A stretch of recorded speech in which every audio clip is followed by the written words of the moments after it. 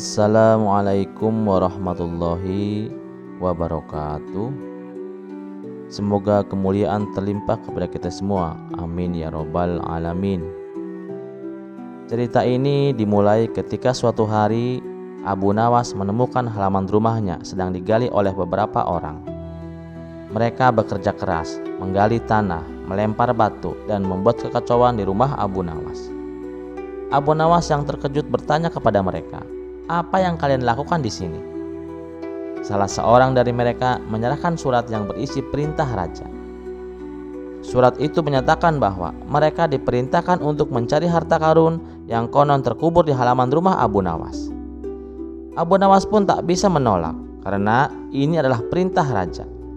Namun setelah beberapa lama, para penggali tidak menemukan apapun. Mereka meninggalkan halaman rumah Abu Nawas yang hancur berantakan tanpa rasa tanggung jawab. Abu Nawas merasa marah dan mulai memikirkan cara untuk membalas dendam tanpa menentang raja secara langsung. Keesokan harinya, Abu Nawas datang ke istana dengan membawa piring yang tertutup kain. Dia menghadap raja dengan tenang dan berkata, "Paduka, makhluk-makhluk ini telah mencuri makanan saya." Raja yang penasaran membuka kain penutup piring itu. Ternyata di dalamnya hanya ada segerombolan lalat yang berterbangan keluar. "Lalat-lalat ini telah mencuri makanan saya," kata Abu Nawas dengan serius. Raja tertawa mendengar pertanyaan Abu Nawas yang absurd itu. Tetapi dengan nada bercanda, dia memberikan surat perintah kepada Abu Nawas untuk memburu lalat. Abu Nawas menerima surat itu dengan senang hati. Dengan surat perintah dari raja, Abu Nawas berkeliling pasar, memukul lalat yang hinggap di buah-buahan yang dijual oleh para pedagang. Namun, karena memukul lalat, Abu Nawas malah merusak buah-buahan tersebut. Para pedagang marah dan melaporkan ke raja tentang kerugian yang mereka alami. Raja pun memanggil Abu Nawas ke istana. "Abu Nawas, apa yang kau lakukan? Kenapa kau merusak barang-barang dagangan di pasar?" tanya raja dengan nada marah. Namun Abu Nawas dengan tenang menunjukkan surat perintah dari raja yang mengizinkannya memburu lalat. Tak berhenti di situ, saat raja tengah berbicara, seekor lalat hinggap di pundaknya. Dengan gerakan cepat, Abu Nawas memukul lalat itu. Namun, pukulannya terlalu keras hingga raja kesakitan.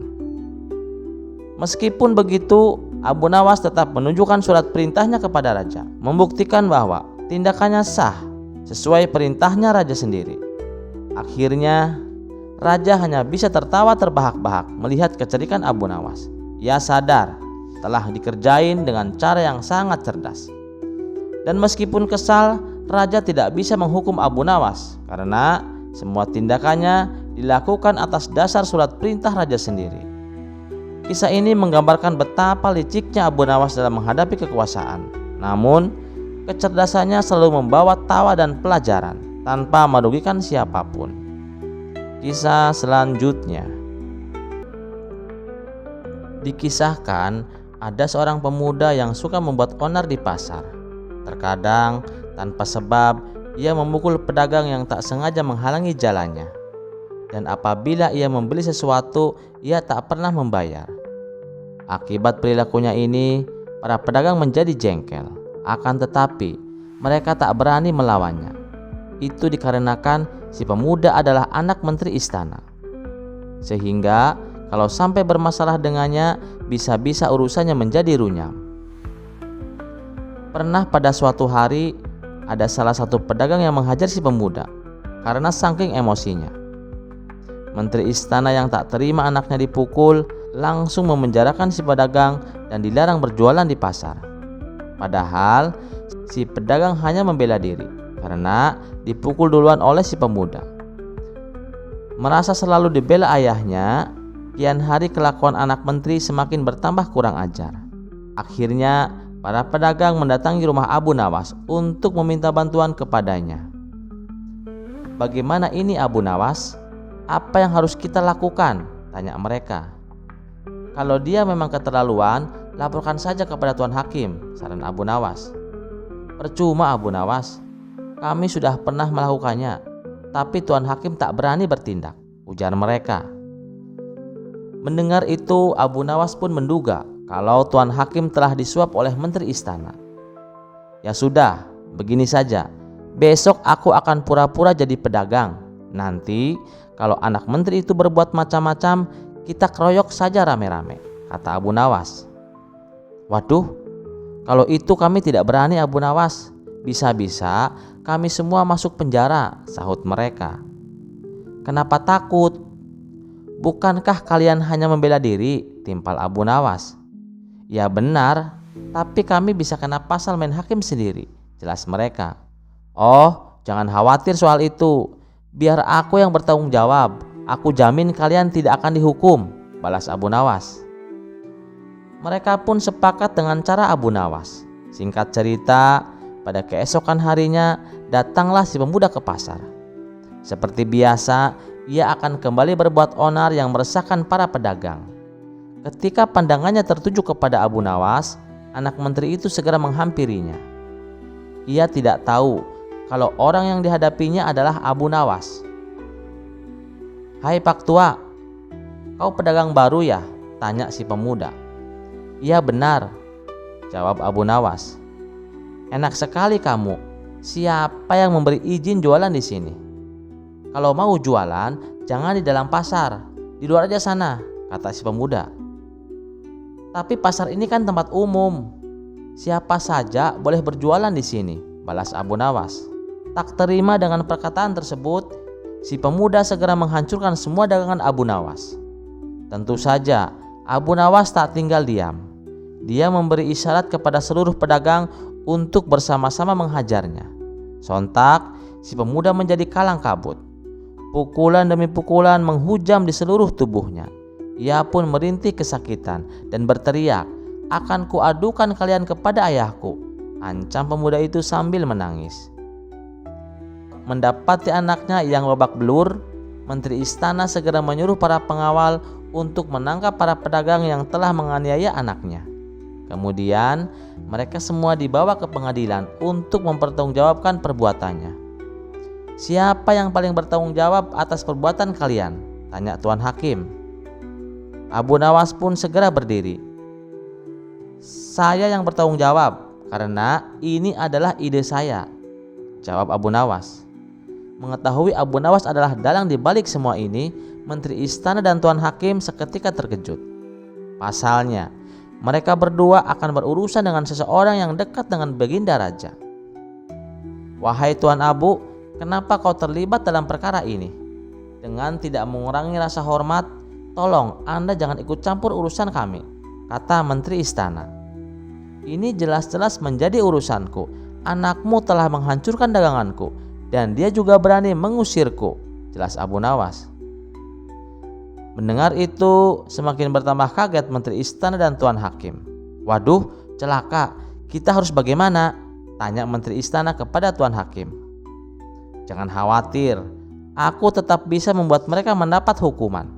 Serahkan saja padaku, jawab Tuan Hakim. Baiklah Abu Nawas, apa yang membuatmu dan kawan-kawanmu melakukan pengeroyokan kepada anak menteri istana? Tanya Tuan Hakim.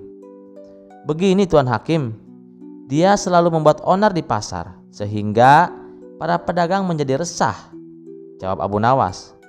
Tapi Abu Nawas, apapun alasannya, kalian semua harus dihukum, balas Tuan Hakim. Kenapa begitu? Kami kan hanya membela diri, ujar Abu Nawas. Ya benar Abu Nawas, tapi undang-undang di negeri ini melarang adanya main hakim sendiri, terang Tuan Hakim. Loh, siapa bilang kami main hakim sendiri? Kami justru main hakim rame-rame. Dan itu tidak ada dalam undang-undang, bantah Abu Nawas. Perkataan Abu Nawas ini membuat Tuan Hakim tak berkutik dan tak bisa mendebatnya. Wahai Tuan Hakim, kalau kalian masih bersikeras ingin menghukum kami, maka aku akan bawa masalah ini ke istana Baginda Raja. Dan satu hal lagi, wahai menteri istana, bila anakmu masih membikin onar, kami akan membuat dia mengalami luka yang lebih parah, ancam Abu Nawas. Akhirnya setelah kejadian itu, anak menteri istana tak berani lagi memasuki pasar. Kisah selanjutnya.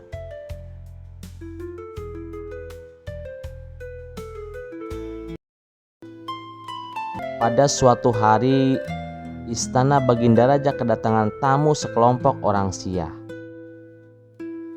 Tujuan mereka adalah ingin menantang debat agama kepada para ulama di kota itu. Sebagai tuan rumah yang baik, tentu Baginda Raja menyambutnya dengan ramah. Setelah mereka dipersilahkan duduk, salah satu dari mereka berkata, "Maaf Paduka yang mulia, bukannya kami bermaksud kurang ajar, tapi kami hanya ingin menguji sampai seberapa tinggi ilmu agama para ulama di kota ini." Baginda Raja membalas, "Oh, tidak apa-apa. Saya justru malah tertarik sekaligus bisa menambah wawasan ilmu agama." Baginda Raja lalu memanggil beberapa ulama di kota Baghdad yang berilmu tinggi. Tapi sayangnya saat berdebat, tak ada satupun ulama Baghdad yang bisa menandingi keilmuan sekelompok orang Syiah. Kala itu Baginda Raja hampir saja menanggung malu. Pasalnya para ulama yang ia andalkan harus menelan kekalahan. Tiba-tiba penasihat istana membisikkan sesuatu ke telinga Baginda Raja. "Kenapa tidak undang saja Abu Nawas? Orang seperti mereka pasti akan kewalahan menghadapinya," ujar penasihat istana menyarankan usulan. Penasihat istana membuat Baginda Raja merasa mendapatkan angin segar. Ia pun langsung menyetujuinya. Kemudian Baginda Raja berkata kepada sekelompok orang Syiah, "Di kota ini masih ada seorang ahli ilmu yang juga tak kalah cerdas.